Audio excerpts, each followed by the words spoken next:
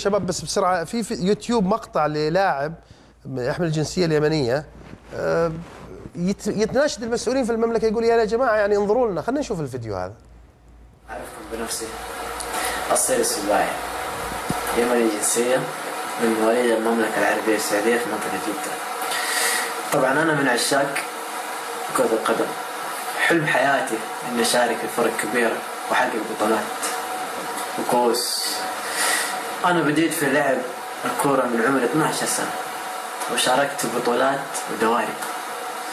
أول دوري دخلت في حواري جدة في حياة جدة وعمري كان 13 سنة وأخذت فيها البطولة. فكانوا يجوا مسؤولين في أندية ويشوفوني ألعب ويفكروا إنهم يضموني للفريق في أحد الأندية المشهورة، بس لما يعرفوا جنسيتي إني يمني ويعتذروا،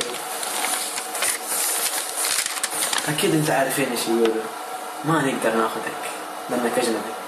فأتمنى إذا كان في أحد من المسؤولين يشاهدني الآن ويقف جنبي ويساعدني في الشيء ده، وإن شاء الله حكون في حسن ظنه، وأتمنى أنكم تتواصلوا معايا وتحققوا حلمي، وأتمنى ذا الشيء إن حلمي يتحقق. يحبون البلد ترى، ولدوا على أرضها. فيصل الشوشان، يعني تعليقك، هذه قضية يعني كل ما لا تزيد.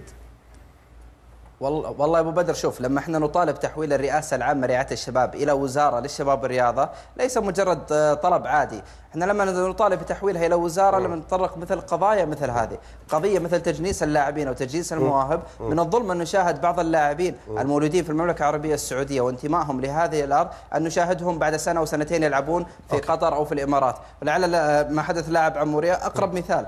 احنا لا نطالب مثلا والله تعال افتح جبهه على نفسك وافتح باب التجنيس بالكامل، لا، احنا عندك ناس مولودين على ارض هذا الوطن وعاشوا وترعرعوا في مدن سعوديه. ليه ما يكون مثلا لو كان الدور لوزاره الشباب والرياضه مخاطبه الجهات ذات العلاقه لايجاد على الاقل حل بسيط يلاقون حل، صح، يلاقون حل لو كانت وزاره، لكن بما انها الرئاسه العامه لا يمكن ان نجد حل للامانه يعني.